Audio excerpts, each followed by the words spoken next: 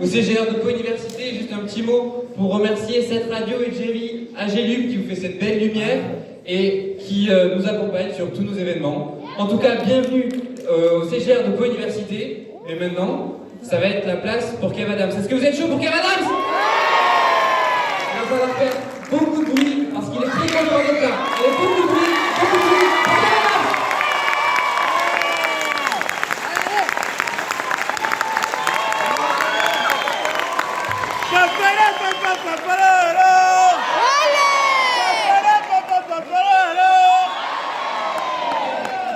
Bonjour, merci beaucoup.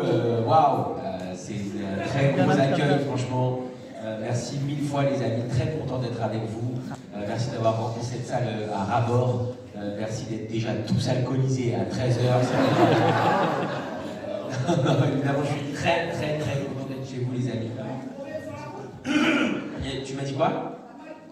J'ai pas eu de problème sur la route? Non, ça va. Merci beaucoup. Alors, on a le guide du routard qui est là, qui s'inquiète.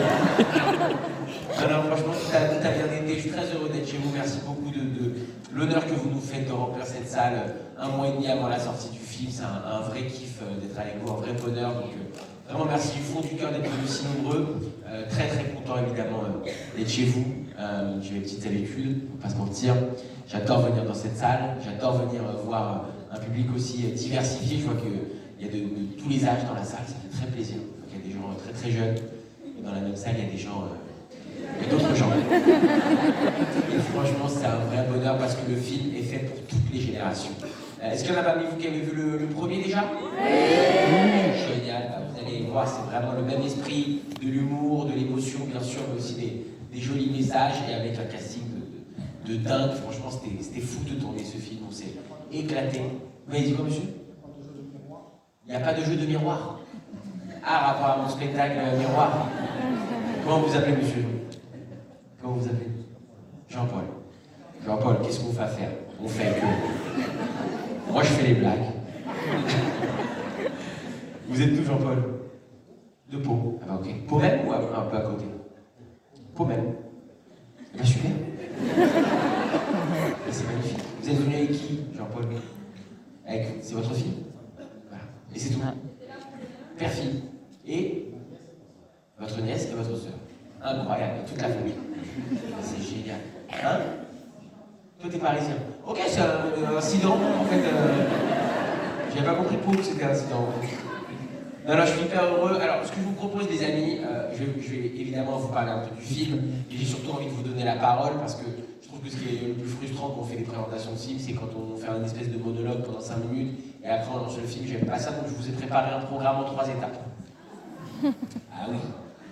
Et alors là, première étape, on va faire un peu de questions-réponses si vous voulez bien. Si vous avez des questions, j'ai des réponses. Si vous avez des interrogations sur le premier film, sur celui-là, sur comment on a fait, sur comment ça va la vie, sur la bonne année, j'ai des réponses pour vous. Ok? Deuxième étape, j'ai une surprise pour vous. Et oui, la petite surprise. On a une vidéo de la part de tout le casting que vous voyez derrière moi. Ils ont enregistré une vidéo spécialement pour Pau. Ouais, j'aurais dit je vais à Pau, ils m'ont dit mais non. C'est pas vrai. J'ai dit ouais. Jean-Renaud m'a dit pour moi Pau, Miami, c'est le même combat, c'est le même niveau de vie. Et après, vous regardez le film. Et dernière étape, on va mettre des affiches dans le hall. Vous allez reconnaître, c'est des grandes affiches jaunes. Et dessus, j'ai écrit donnez-moi votre avis. L'idée, c'est si vous voulez bien, en sortant, comme vous êtes parmi les tout premiers en France à découvrir le film, d'écrire un petit mot sur l'affiche de ce que vous avez pensé du film. Comme ça, au moment où le film sortira en salle en février, on réaffichera ces affiches dans le cinéma. Et peut-être ça donnera envie à des gens qui n'avaient pas spécialement envie de voir ce film, d'aller le voir grâce à vos avis. Là, c'est une espèce de... Vous voyez le délire? Un peu halluciné, mais version Moyen-Âge, place du village, en poste. Hein, ça peut être très sympa. Donc on a fait ça dans plein d'endroits. Et après, c'est cool aussi, puisque le cinéma prend en photo vos avis et nous l'envoie, et on est trop content de lire vos avis manuscrits. C'est OK pour vous? On part sur ce programme en 3 étapes. Et une fois qu'on a fini les 3 étapes, qu'est-ce qui se passe? Apéro, exactement, c'est gagné. Il y a toujours quelqu'un dans toutes les villes qui dit apéro. Merci Pascal, c'est ce que j'attendais. Donc voilà, si vous avez des questions, les amis, c'est le moment. On va faire, je pense, circuler des micros. Dans ça, on a des micros. Ah, super, il y en a là-haut aussi. Là, il vous suffit de lever la main de manière latérale et on discute un peu. Très heureux en tout cas d'être à Pau, vous savez, c'est vraiment une ville exceptionnelle. Je vous le dis. Qu'est-ce que c'est? C'est un cœur? Ah, merci, t'es gentil. C'est pour moi? Salut. Ça va? Là, ça devrait marcher. Oui, bonjour. Je n'entends pas. Ah, merci pour ça. Ouais, dis-moi. Bah, c'est hyper gentil, merci beaucoup. Ça me touche. Mais frérot, t'as combien de bacs, toi? Non, mais regarde, montre aux gens. Il a plus de bacs que de doigts, j'avais jamais vu. C'est bien. Vas-y, ouais. C'est bien, Mac. Avec plaisir. Avec plaisir, frérot. Va pas tout de suite te baigner, toi, parce que tu coules immédiatement. Bonjour. Bonjour. Alors, est-ce que grâce au succès du premier film, vous avez eu plus de facilité à avoir des assurances pour les acteurs ou c'est toujours le même problème? Bah déjà, bravo, vous êtes très au courant de l'aventure du Merci. premier film. Non, on n'a pas eu d'assurance sur ce film-là non plus. Ah, mais Non. un bonheur. Hein? Un bonheur.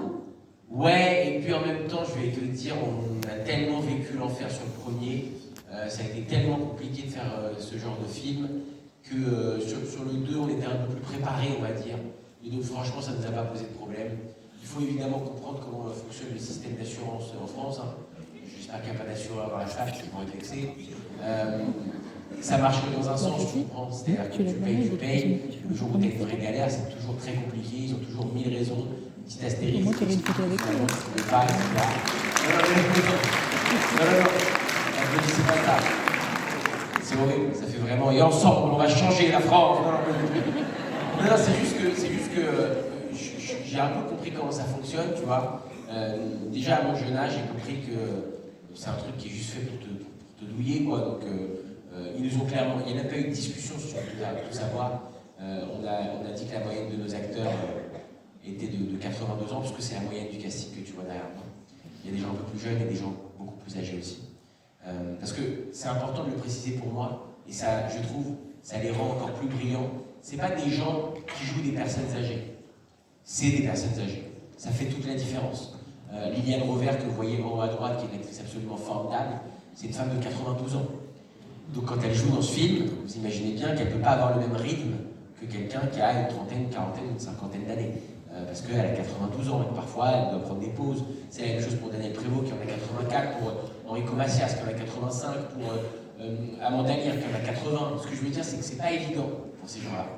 Et quand les assurances vous disent c'est vachement bien, on est hyper content que vous fassiez ce film, bravo pour le succès du 1, mais on vous assure même pas au tiers, on vous assure pas, parce qu'on peut pas savoir ce qui va se passer sur ce genre de tournage, bah après tu te dis, mais à quoi bon de payer les assurances sur les films traditionnels, quoi. Le principe d'une assurance, c'est de t'assurer quand il y a du risque. Si tu t'assures quand il n'y a pas de risque, donc on a fait ce film sans assurance, en prenant les risques à notre charge, et Dieu merci, il n'y a eu aucun problème, ils sont comportés comme des professionnels, on n'a pas eu besoin d'assurance, comme quoi peut-être parfois on peut s'en passer.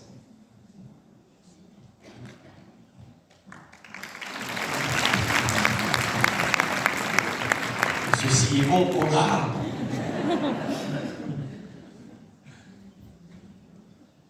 Oui, salut, pardon, je t'avais pas vu, excuse-moi. Est-ce que vous pensez qu'il y aurait une maison de retraite de 30 ans? Alors, cette blague-là, elle est... Comment tu t'appelles, ma chérie? Je m'appelle Fantine. Fantine? Ah ouais. Et t'es venue avec qui, Fantine?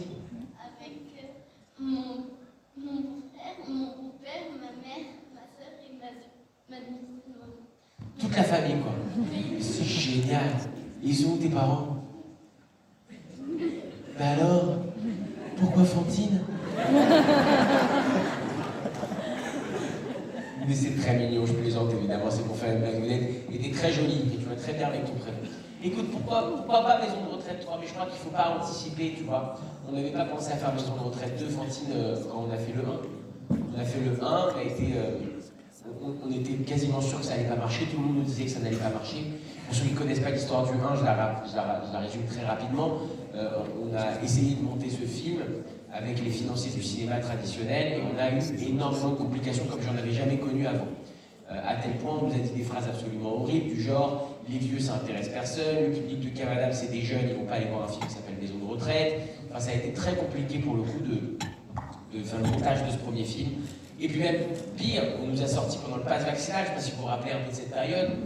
Nous, le premier film il est sorti pendant le pass vaccinal, donc tu n'avais pas le droit d'aller au cinéma si tu n'étais pas vacciné, ce qui empêchait quand même plus de 30% des Français d'aller au cinéma. Les gens jeunes, les gens trop âgés, les gens malades, les gens enceintes, enfin les femmes enceintes d'ailleurs, Fantine, parce qu'il n'y a pas de gens enceintes. Ce que je veux dire, c'est que on a sorti le film dans une période qui était très compliquée, on ne s'imaginait pas du tout que ça allait être un succès. Et c'est ce qui nous a donné envie de faire un peu. On s'est dit, mais attends, tous les donneurs de leçons de ce métier nous ont dit ça ne marchera pas, au final le film fonctionne, les gens sont contents, donc bien sûr qu'on va continuer cette aventure. J'ai pas envie de dire aujourd'hui on va faire un 3, ce serait prétentieux, ça voudrait dire que déjà je suis sûr que celui-là fonctionnera, ce qui n'est pas sûr. Et puis surtout, ouais, je me dis que même si l'aventure de Maison de Retraite elle s'arrête à celui-là, je suis déjà trop content, c'est incroyable, ça va déjà bien au-delà de mes espérances. Voilà, Fantine. Bisous.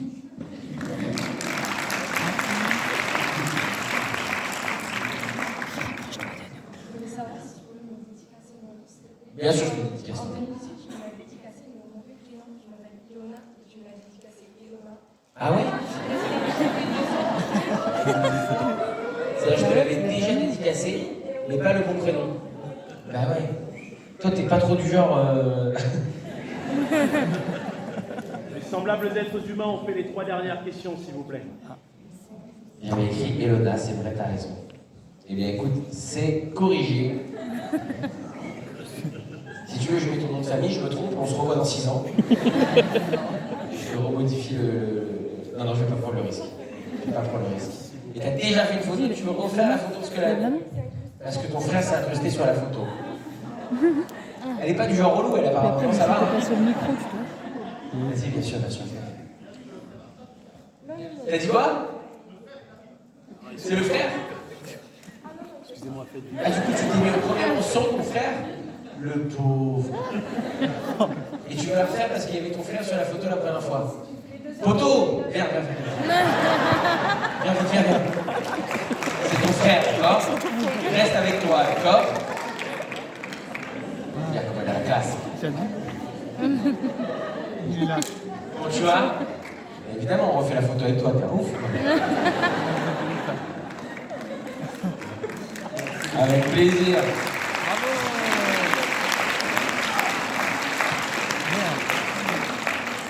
Salut. Déjà, je suis très contente de vous rencontrer. Bah merci, c'est pareillement, je suis hyper content de vous rencontrer. Et ensuite, est-ce que ça a été convaincre ou pas de convaincre les acteurs comme Chantal là-dessus de faire le deuxième film? Alors pour certains ça a été compliqué, pour d'autres ça a été beaucoup plus simple. Ceux qui nous ont accompagnés sur le premier film étaient hyper contents de continuer l'aventure, bien sûr, et de reprendre leur rôle. Ça a été compliqué de convaincre Jean Reno, vraiment. Son épouse lui a beaucoup répété t'es beaucoup trop jeune pour jouer dans un film qui s'appelle Maison de Retraite. Et puis je comprends que ce soit pas facile aussi, tu vois, pour des acteurs. Donc, et puisque tu me demandes Chantal, je vais te raconter l'histoire de Chantal. J'ai rencontré Chantal là-dessous sur Massinger, une émission de TF1.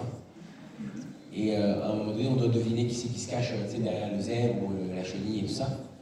Et on a des petits carnets d'enquêteurs quand on fait l'émission. Et moi, j'avoue, je suis pas très discipliné, on va dire. C'est-à-dire que j'écris pas toujours dans mon carnet qui c'est qui se cache derrière la chenille. Je prends d'autres notes. Je note des idées de sketch, des idées de films, tu vois, je note des trucs. Et Chantal passe un jour et elle me dit qu'est-ce que tu fais? Je lui dis bah, je suis en train de prendre des notes pour Maison de Retraite 2. Elle me dit ah, j'ai fait Maison de Retraite 2. Elle me dit je joue dedans. Et je lui dis bah, je sais pas Chantal, pour l'instant je n'ai pas fait le casting, il y a des nouveaux rôles, on verra, tu vois. Et elle me dit c'est pas une question, je joue dedans. Ça m'a fait rire, j'ai dit ok, vas-y. Je l'aime beaucoup, je trouve que c'est une actrice formidable et puis je trouve que dans le film elle est brillante. Vous me direz ce que vous en pensez, mais je la trouve drôle, juste, tu vois, elle est cynique sans jamais être méchante. Je trouve qu'elle a un vrai talent cette femme. Et il y a des histoires comme ça pour tout le monde. Enrico Macias, il est venu. Ok, je vais raconter tout dans cette histoire, j'adore. Il y a 2 ans, on a fêté l'anniversaire de ma grand-mère, Claudine. Je suis très proche de ma grand-mère. Elle a participé grandement à mon éducation. Et il y a 2 ans, on a fêté ses 80 ans.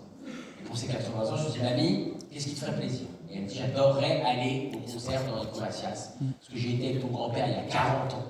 Et je kifferais retourner 40 ans plus tard à son concert. Donc moi je cherche des places et tout, puis finalement je connais le petit-fils d'Enrico Macias, donc je l'appelle et je lui dis, est-ce que tu penses qu'on pourrait faire un truc de ouf? Plutôt qu'elle aille au concert, on ramène Enrico à l'anniversaire de ma grand-mère, et il chante pour elle, elle va kiffer de fou. Et il me dit, ok vas-y, on va gérer le truc et tout, donc on fait toute une organisation, et il vient, il est trop sympa.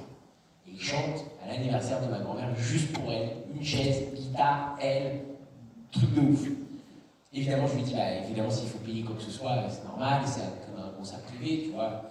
Il me dit, non, non, pas du tout, ça me fait plaisir, de mon cœur et tout ça.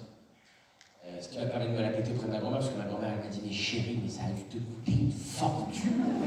Et je lui ai dit, mais si tu savais, je ne partirais pas en vacances pendant 2 ans. Bref. Au final, je raccompagne Enrico Macias sur le parking, et il me dit, il paraît que tu vas faire Maison de retraite 2. Et je lui dis, ouais. Et il me dit, ah, j'aimerais bien jouer dedans. Je lui dis, bah écoute, je vais réfléchir à un rôle, pourquoi pas. Et il me dit, j'avais adoré le 1, il était top, j'avais adoré le 1, il est comme ça, le 1, c'était un film exceptionnel, j'ai adoré le 1, je l'ai vu 2 fois, il est dingue le film. Et au bout d'un moment, il me dit, si tu mets un rôle dans le 2, est-ce que je peux avoir une scène entre moi et Gérard Depardieu?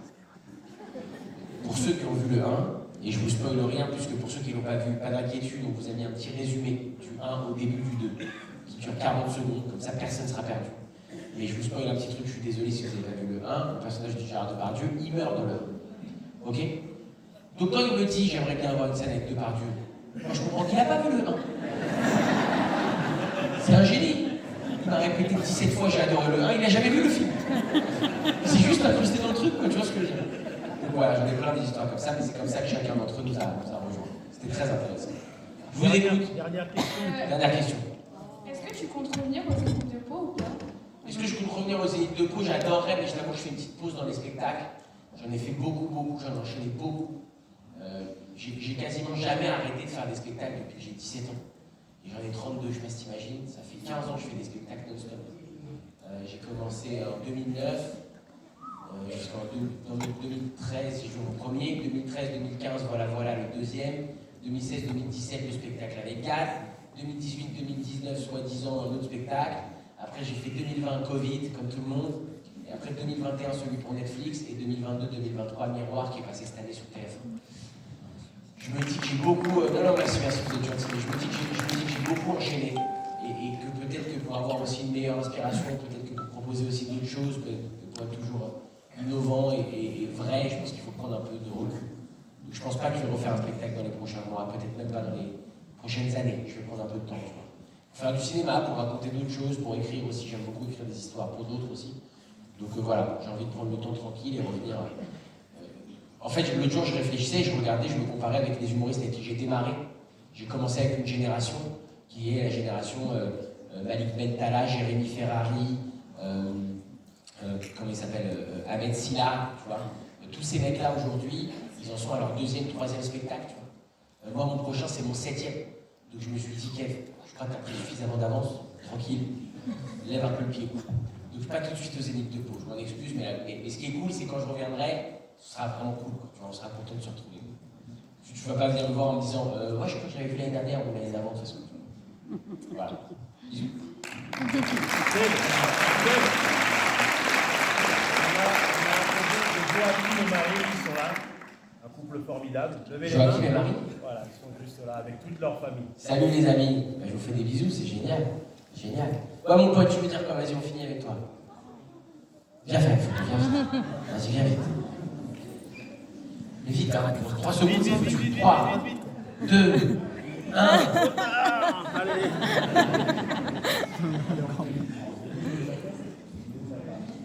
Ah, d'accord. Restez à vos places, je vous en prie. Pardon, je suis désolé. Restez à vos places, on est sur la... Les amis, est-ce que vous êtes prêts pour la petite vidéo surprise? Ouais. Comment il s'appelle le maire de Pau d'ailleurs? Vous avez un maire? Bayrou. Hein? Ah bah oui, c'est Bayrou, non? Je l'adore, Bayrou. Je me disais, le maire de Pau, on connaît, il est connu quand même.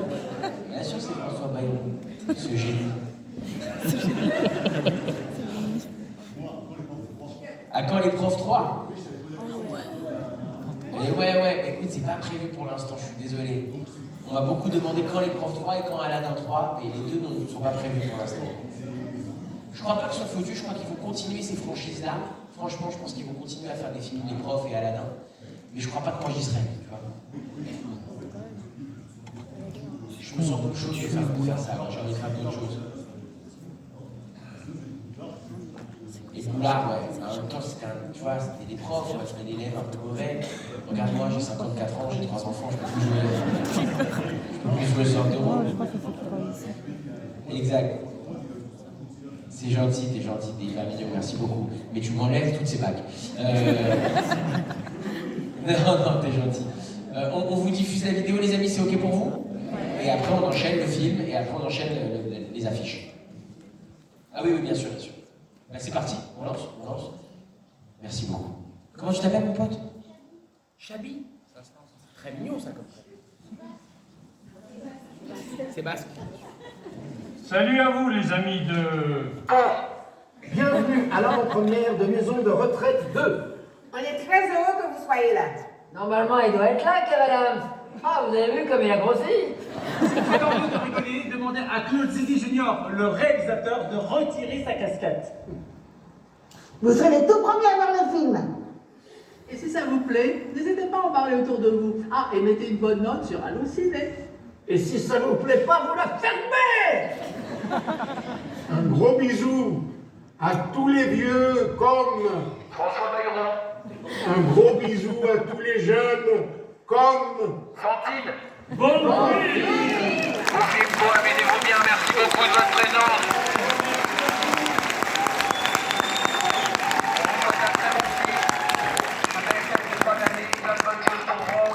Très bientôt, prenez soin de vous, merci infiniment d'être là, bon film.